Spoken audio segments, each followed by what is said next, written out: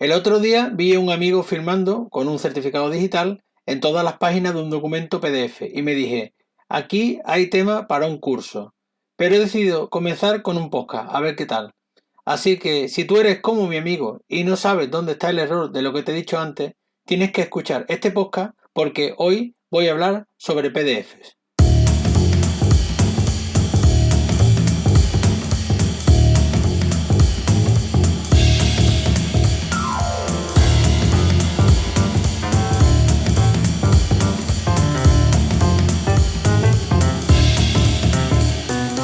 Hola a todos y bienvenidos al episodio número 29 de Buscando el Proyecto Perfecto, un podcast basado en hechos reales.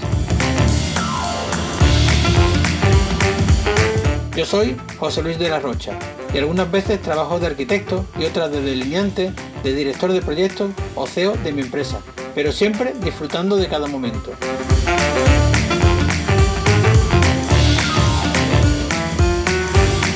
En este podcast os voy a contar mi experiencia sobre algunas cosas que podéis hacer para mejorar el resultado de los proyectos y de vuestra empresa. Uno de los procesos tradicionales del sector de la arquitectura que ha sufrido una digitalización importante ha sido la generación de entregables en papel para convertirlos en entregables en PDF. El proceso de generación del documento en sí mismo no ha variado mucho. Lo único que ha cambiado es que en vez de mandarlo a imprimir a una impresora a papel, pues lo imprimimos en una impresora en PDF y obtenemos un archivo. Pero el proceso de cómo llegamos hasta ese momento, pues sigue siendo más o menos el mismo. Pero aunque no es un gran paso de cara a la transformación digital del sector en la parte de entregable, sí que es un paso adelante al no tener que presentar documentos en papel, copias y demás procesos que eran una molestia para los estudios, por lo menos de cara a la solicitud de licencia y relación con la administración. Y que desde la crisis del COVID sí que han conseguido un importante paso de todas las administraciones para entregar documentación digital, por lo que el formato en PDF pues se ha convertido en nuestro gran aliado. No obstante, todavía las obras pues se sigue manejando papel impreso o incluso en los propios estudios de arquitectura para supervisar trabajo y elaborar croquis de ideas o algunos detalles. Pero cada vez está más extendido el uso del PDF como un formato de entrega e intercambio y es cada vez más admitido por el conjunto de los agentes del sector. ¿Pero de dónde viene el PDF? Pues vamos a hacer un pequeño recorrido histórico a modo de culturilla general y después nos vamos a meter en las funcionalidades que nos ofrece este formato que igual pues no conoces alguna. En 1991, John Warnock, que fue cofundador de Adobe, inició un proyecto titulado Camelot que buscaba encontrar el santo grial de los formatos digitales, un formato que permitiera ser compartido entre diferentes sistemas operativos y aplicaciones. La idea que tenía Warnock era buscar un lenguaje que permitiera ver el documento tal cual lo habías creado y mantener la estructura de texto, imágenes y resto de datos de manera que todo el mundo lo viera independientemente del programa que usara para generar el documento o para leerlo. Y de ahí surgió al año siguiente las siglas de PDF que vienen de Portable Document Format. Y vaya si consiguió encontrar ese santo grial, ya que en 2008 se convirtió en un estándar abierto reconocido por la Organización Internacional de la Estandarización, la ISO, y fue publicado según la norma ISO 32001. Esto significa que cualquier programa de edición pues va a tener acceso a leer los datos de este archivo en PDF y exportar datos a este formato. En paralelo al desarrollo del formato PDF, pues surgió desde la propia Adobe una aplicación que daba apoyo al programa, el Adobe Acrobat. No confundir con el Acrobat Reader, que es el lector gratuito que tiene Adobe para leer los PDF. Y este programa ha ido evolucionando e incorporando funcionalidades a lo largo de todos estos años, pero no es el único programa para trabajar con los PDF. Hay otros muchos programas, tanto de pago como gratuitos, para hacer muchas de las cosas que vamos a ver a continuación. Ya en la newsletter número 38, que se titulaba De Adobe también se sale, hablé sobre distintas alternativas a las aplicaciones gráficas de Adobe, pero también comenté algunas opciones para trabajar con las funcionalidades básicas y avanzadas para PDFs.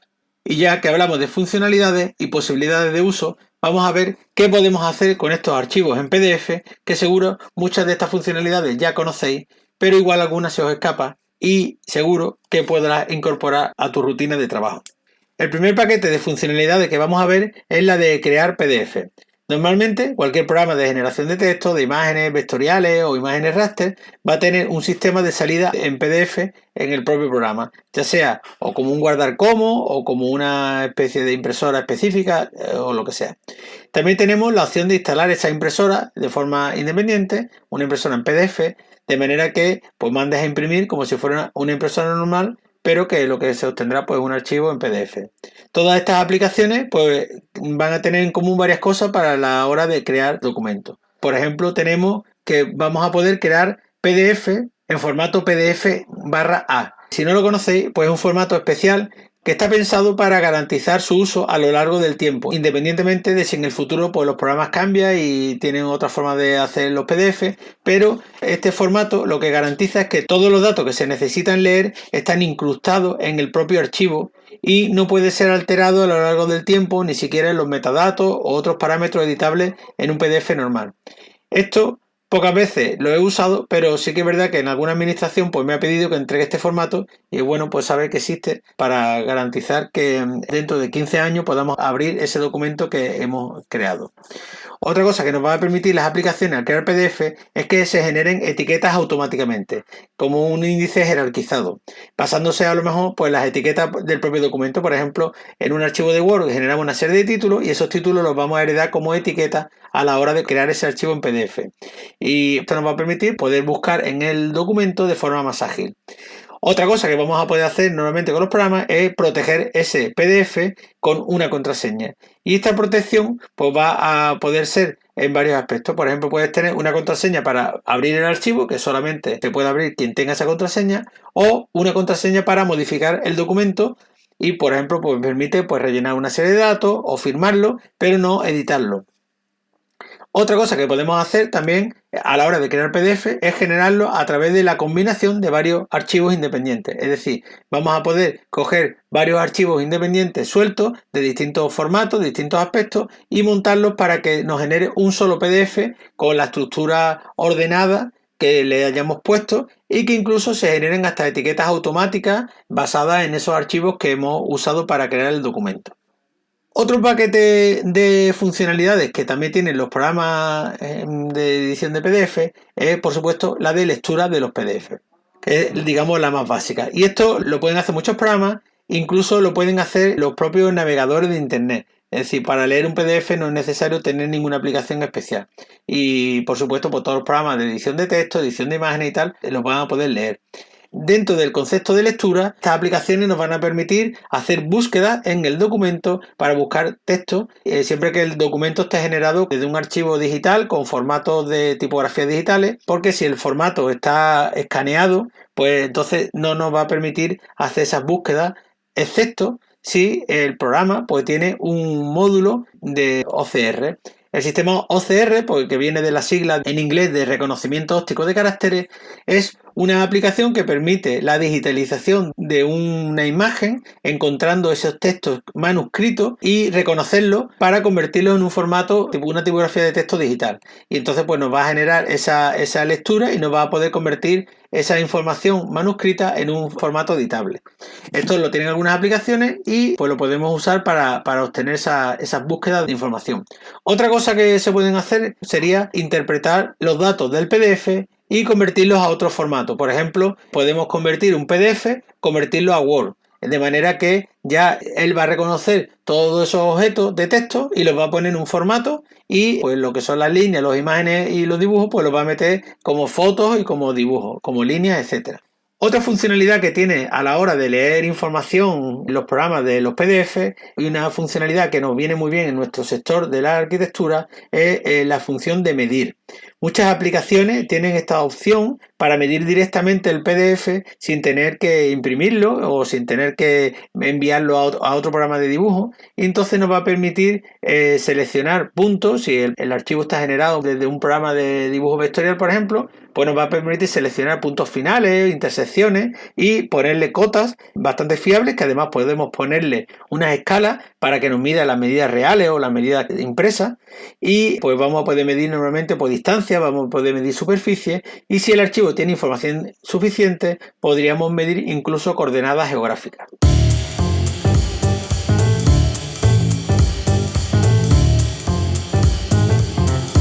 Otro paquete de funcionalidades son las relativas a editar esos PDFs creados, es decir, a poder añadir, modificar o quitar elementos de un PDF que ha sido creado anteriormente. En este sentido, podemos crear y editar textos u objetos vectoriales y, en general, con respecto a las fotografías, pues no podemos editarlas directamente, salvo el tamaño y la posición, y esta pues tenemos que llevarla a un programa de edición de fotos para volver a reintegrarlas en el PDF.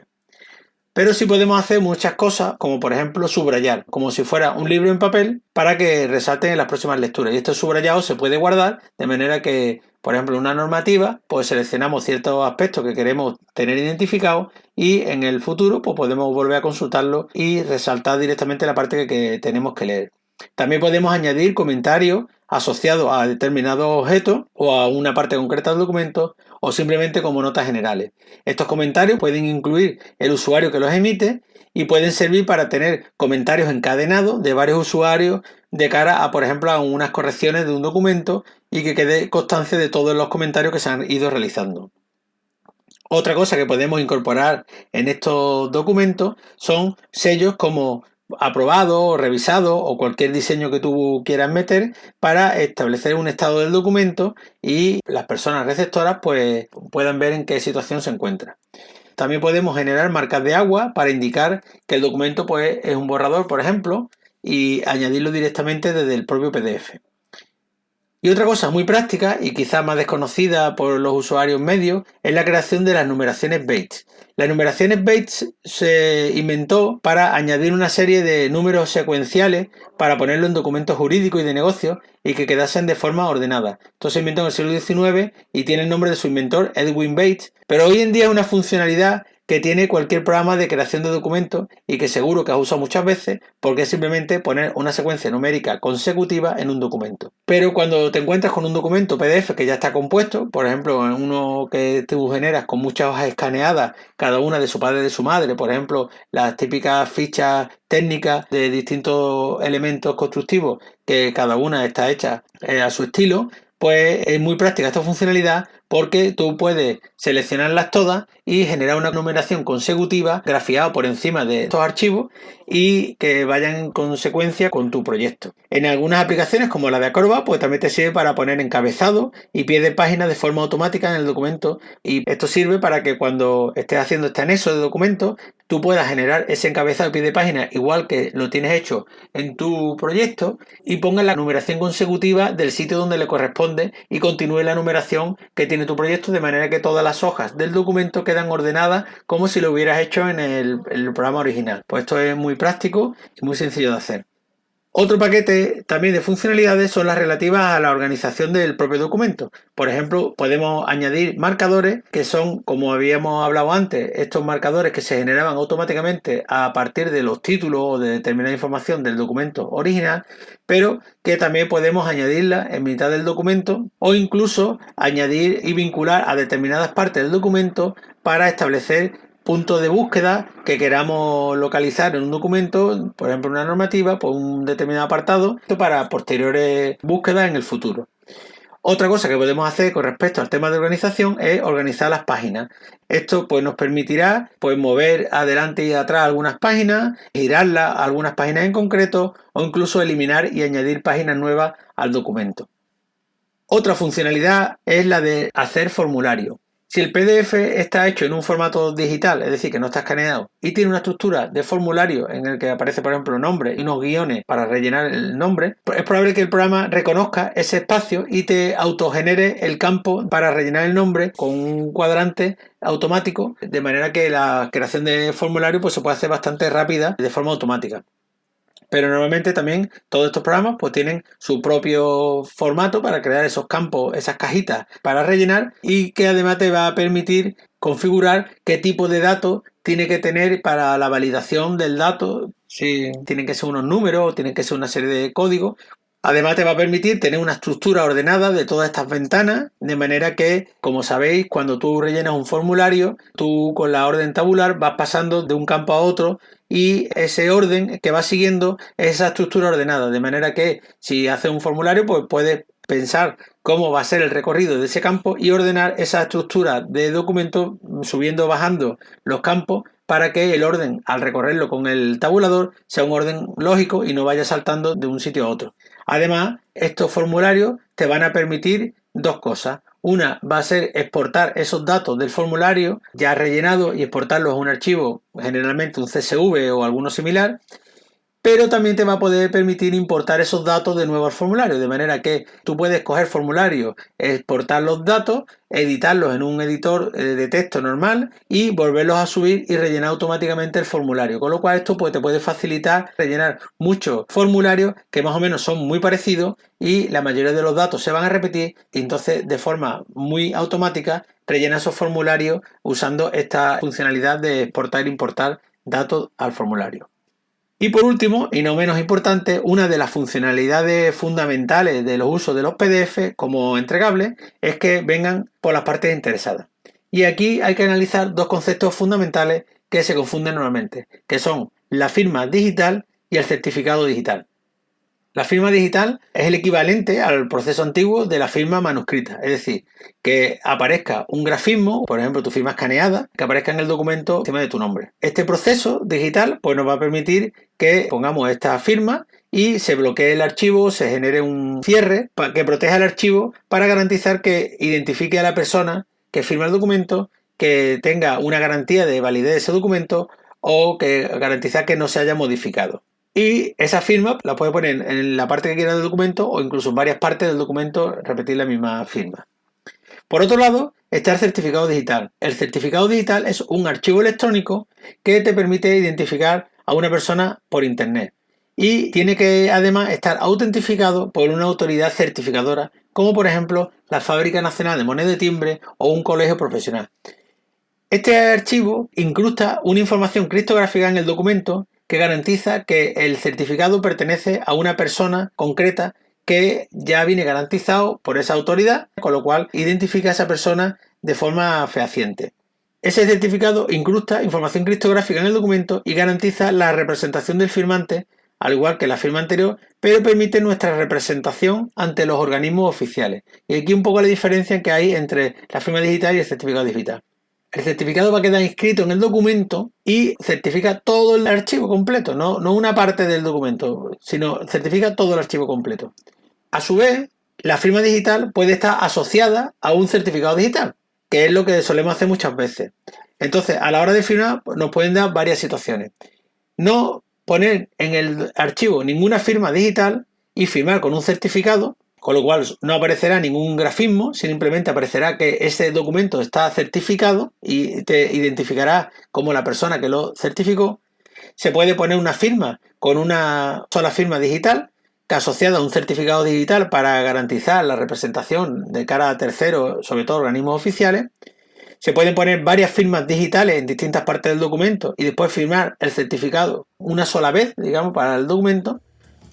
O se pueden poner varias firmas digitales para que varios certificadores, en el caso de que tengan que aprobar varias personas tengan que firmar el documento, que pongan su firma digital y vengan con su certificado correspondiente para identificar todas las personas que han firmado de cara a un organismo oficial. Bueno, pues con esto terminamos un poco estas funcionalidades que tienen los PDF y espero haberte aclarado algunos conceptos y que hayas descubierto alguna funcionalidad que no conocías. Si quieres ver qué aplicaciones puedes usar para las distintas funcionalidades que hemos visto, he hecho un listado orientativo en la newsletter número 38 de Adobe También se sale, que te dejo en la nota del programa. Y con esto pues llegamos al final del capítulo. Espero que te haya gustado y te invito a enviarme dudas y consultas. Por último, recordarte que además del podcast tengo una newsletter semanal donde hablo sobre estos temas, pero en píldoras más pequeñas. Si te interesa, suscríbete en la web de buscandoelproyectoperfecto.com/suscripción y con esto podrás acceder también al canal de Discord donde estamos muchos profesionales y hablamos de temas de empresas del sector eco. Si te ha gustado el capítulo, no olvides seguirme y recomendar este podcast a otros compañeros que también lo necesiten.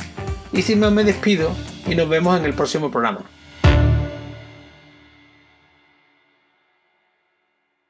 Como te habrás dado cuenta, y si no ya te lo digo yo, he cambiado la web de arquitecturaeficiente.es a buscandoelproyectoperfecto.com y he hecho un pequeño cambio de marca, pero todos los enlaces anteriores siguen funcionando a la nueva web. Entre el cambio de web, la newsletter y el trabajo me ha sido imposible cumplir los capítulos cada 15 días. Y este ya lo estoy grabando a fuerza de sacar horas extras. Pero es que el tema de cambio web me ha llevado más tiempo de lo esperado. He ajustado logos, he tenido que hacer imagen de la web, he terminado de montar la tienda y las páginas de los cursos. Es probable que cuando leas esto, pues ya tengas la tienda funcionando y voy a sacar una serie de artículos con los logos del podcast y espero que te gusten y te gastes los cuartos para comprarme el merchandising porque necesito amortizar la web y sobre todo porque el Tesla no se paga solo.